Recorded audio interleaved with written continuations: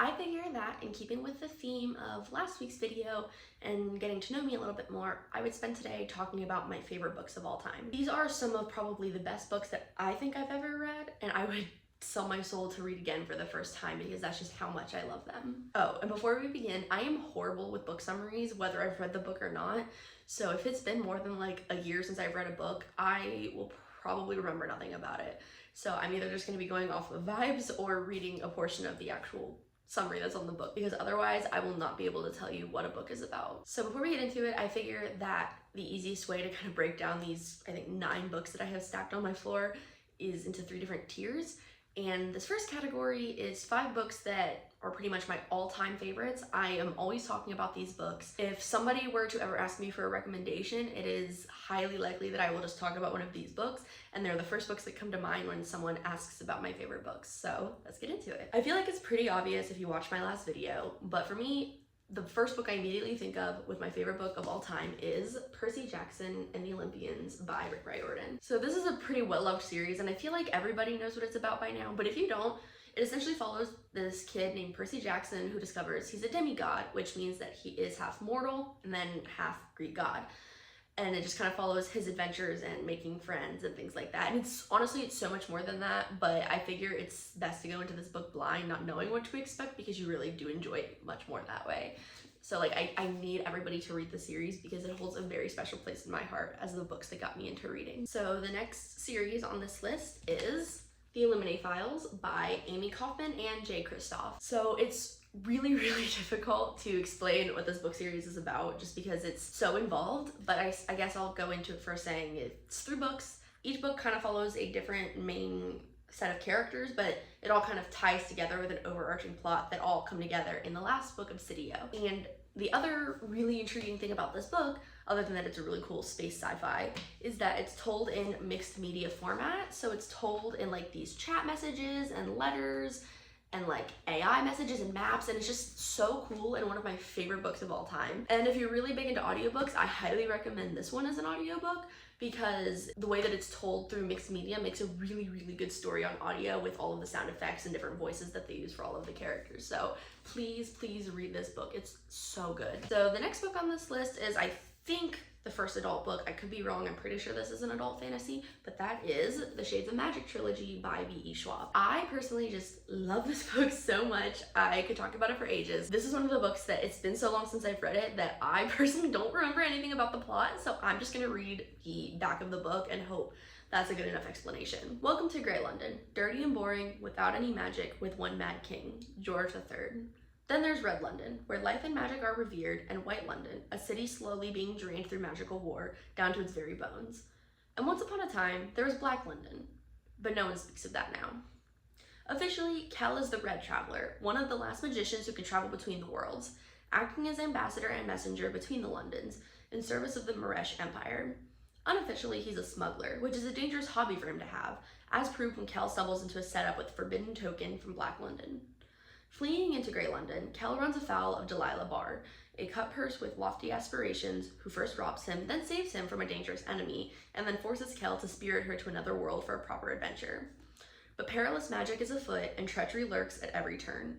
To save all of the worlds, they'll first need to stay alive. I feel like that's a better explanation than I could have given it, but just think, you know, fantasy, magic, traveling to different versions of London, and probably the best slow burn romance that I have ever read.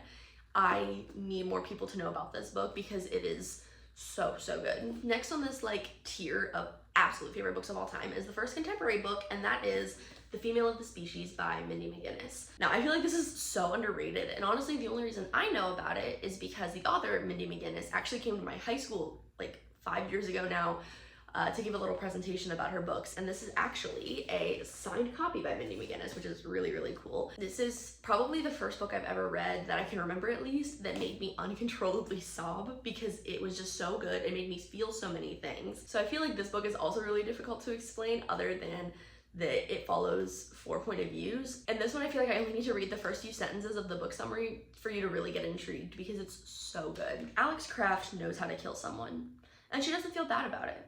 When her older sister Anna was murdered 3 years ago and the killer walked free, Alex uncaged the language she knows best, the language of violence. If that is not enough to get you to read this book, I don't know what will, because it is so good. It really explores a lot of themes like rape culture and feminism that I had never read in another book before.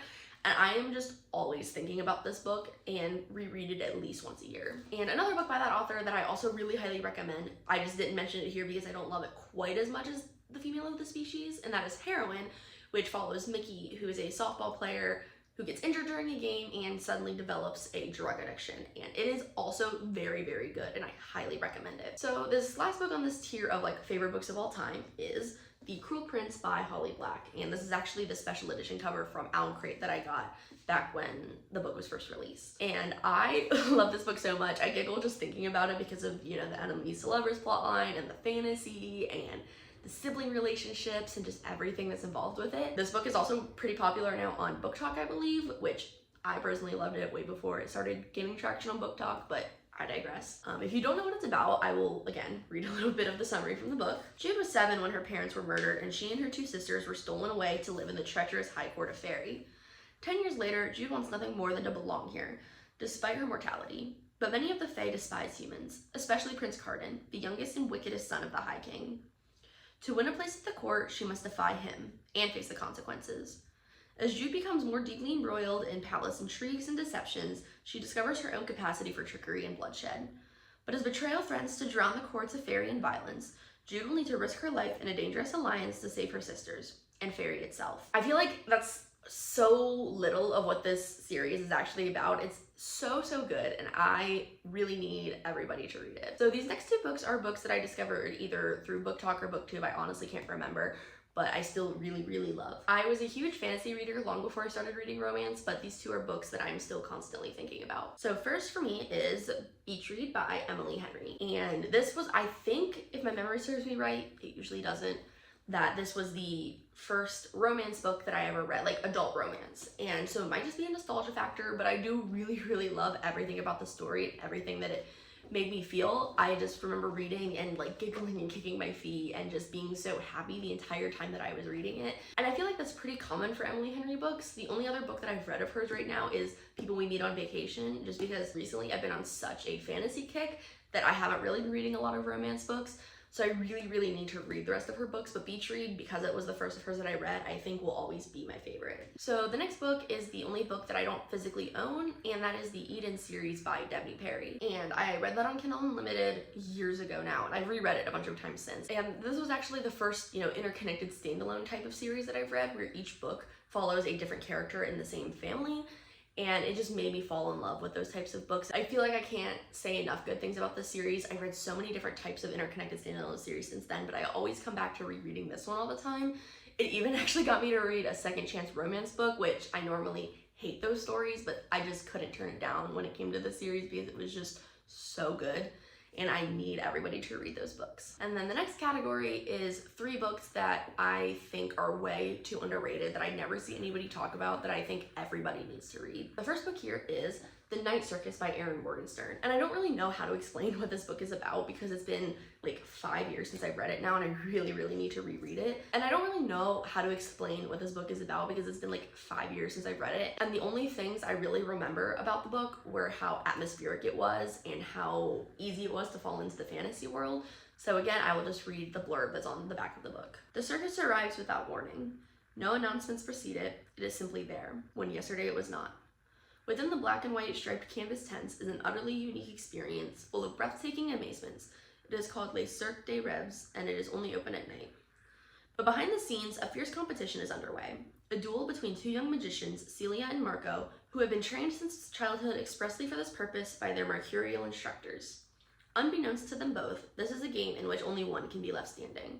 Amidst the high stakes, Celia and Marco soon tumble headfirst into love, setting off a domino effect of dangerous consequences and leaving the lives of everyone from the performers to the patrons hanging in the balance. And this book was just so good. I might actually read it in the coming months again because of just how perfect it is to read during the fall time. So more people need to know about this book and more people really need to read it. Next is a duology, and that is Monsters of Verity by Victoria Schwab, who's the same author who wrote Darker Shades of Magic. She just used different names for her YA and adult books. The first book is The Savage Song, and the second book is Our Dark Duet, which, fair warning, made me sob like a baby because of the ending, so go into it with a warning. So this is a YA dystopian that I read back during my freshman year of high school, which was 8 years ago now, so I can tell you now I remember nothing about the plot of this book, but I remember the emotions that I was feeling, and the blurb on the inside dust jacket is really short, so I'll just read that real quick. Kate Harker wants to be as ruthless as her father. After 5 years and 6 boarding schools, she's finally going home to prove that she can be. August Flynn wants to be human, but he isn't. He's a monster, one that can steal souls with a song. He's one of the 3 most powerful monsters in a city overrun with them. His own father's secret weapon. Their city is divided. Their city is crumbling. Kate and August are the only 2 who see both sides, the only 2 who could do something. But how do you decide to be a hero or a villain when it's hard to tell which is which? And I feel like that's just like a perfect description to go into this book with. Just go into it blind, know nothing about it. It is so good, and I need more people to read this once again. And this last book is Cemetery Boys by Aiden Thomas. And I just giggle thinking about this book again because it is just such a wonderful LGBTQ romance that I really need to read again because it really made me feel a lot of things. And this one I feel like I can't do it justice explaining what it's about without reading the book summary, so. Yadriel has summoned a ghost, and now he can't get rid of him. When his traditional Latinx family has problems accepting his gender, Yadriel becomes determined to prove himself a real brujo. With the help of his cousin and best friend Maritza, he performs the Quince ritual himself, and then sets out to find the ghost of his murdered cousin Miguel and set it free. However, the ghost he summons is actually Julian Diaz, the school's resident bad boy, and Julian is not about to go quietly into death. He's determined to find out what happened and tie up some loose ends before he leaves. Left with no choice, Yadriel agrees to help Julian so that they both can get what they want. But the longer Yadriel spends with Julian, the less he wants him to leave. And I feel like that description really encapsulates what this book is about. It's not really all that dark, even though it follows like murder and ghosts. It's a very cute YA contemporary paranormal story that has a very happy ending, I promise. So I, again, need more people to read this book because it is so good. And with that, I've officially finished talking about some of the books I would sell my soul to read again for the first time. Let me know in the comments if you've read any of these books or plan to pick any of them up in the future because of me talking about them today. But I hope you enjoyed today's video, and I will see you next week with a new one.